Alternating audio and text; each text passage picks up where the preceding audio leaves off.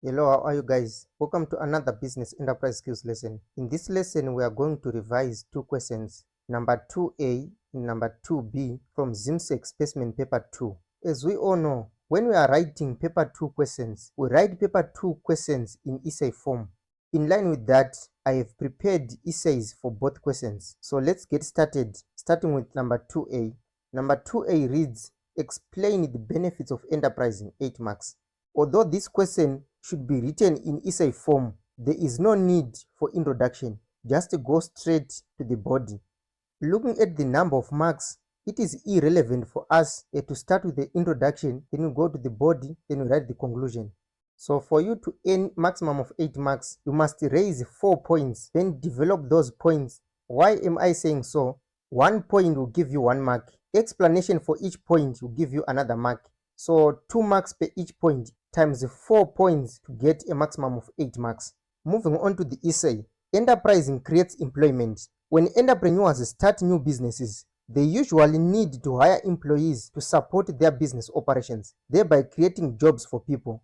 Taking for example, if a shop is established, jobs for till operators, merchandisers, cleaners, security guards may be created.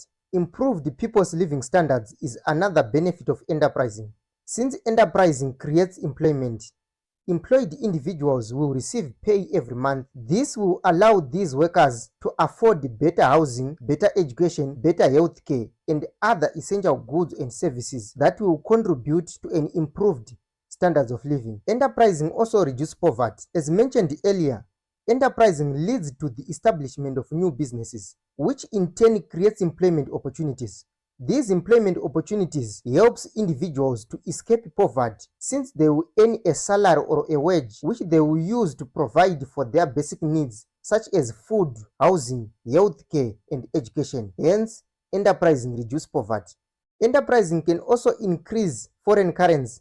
Enterprising leads to creation of businesses that export goods or services to other countries. As businesses export goods or services to foreign markets, they earn foreign currency. This can lead to an increase in foreign currency reserves for the exporting country. Last but not least, enterprising can also increase government revenue. When individuals start businesses, their businesses pay tax to the government. Additionally, government revenue can increase through income taxes charged to employees on their salaries. Hence, enterprising increases government revenue. Moving on to number 2B. Assess the extent to which the Zimbabwean government has enabled the survival of small to medium enterprises. This one is an essay question again. It is very simple to attempt. You must write introduction, body, then conclusion. You must also take note that introduction and conclusion, they might not earn any marks. So for you to attain all the 12 marks, you must raise 6 points and develop those 6 points. So 2 marks per each point times 6 points, then you get 12 marks.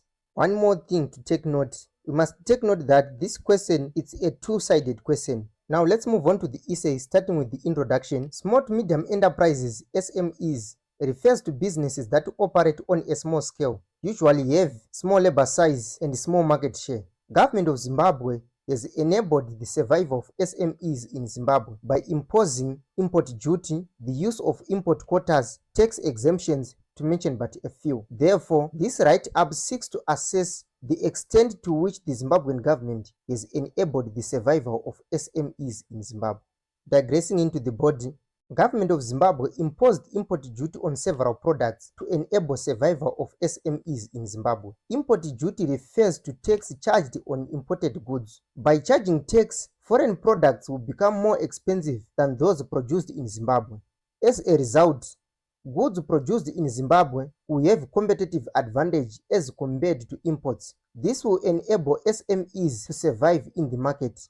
Hence, the imposing of import duty by the government of Zimbabwe enabled the survival of SMEs in Zimbabwe. Government of Zimbabwe has also used the import quotas to enable the survival of SMEs in Zimbabwe.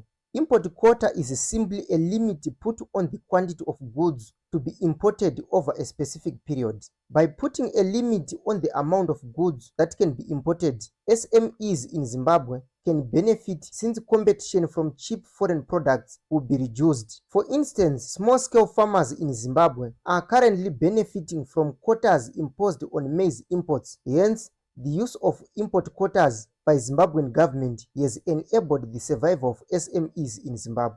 Government of Zimbabwe has also enabled the survival of SMEs through giving soft loans. Soft loan refers to that type of loan characterized by no or lower interest rate and with longer payment period as compared to a regular loan. The giving of soft loans by the Zimbabwean government has enabled the survival of SMEs in the sense that the availability of cash for SMEs will increase. This is because SMEs will be able to borrow money without the worry of shorter payment period and higher interest rates. This also means an increase in the availability of cash allows SMEs to effectively carry out their activities without financial complexities or shortage of cash. Hence, soft loans by Zimbabwean government has enabled the survival of SMEs in Zimbabwe. Loan guarantee schemes increase the availability of cash for SMEs since SMEs will be able to borrow funds from banks and other financial institutions without collateral security. As availability of cash increase, chances of survival for SMEs will also increase since SMEs will have enough cash to conduct their operations. Hence, government of Zimbabwe has enabled the survival of SMEs through loan guarantee schemes. However, government assistance can also limit growth and survival of SMEs in Zimbabwe. Government assistance to SMEs usually leads to dependence syndrome. When SMEs receive ongoing government assistance, they rely on that support and avoid the growth so that they continue to benefit from government assistance. For example, many small-scale farmers remain small because they want to continue receiving presidential inputs every year. To sum up the essay, Zimbabwean government has enabled the survival of SMEs to a greater extent through import quotas, tax exemptions, soft loans, and loan guarantee schemes. That's all for today, guys. See you in the next video.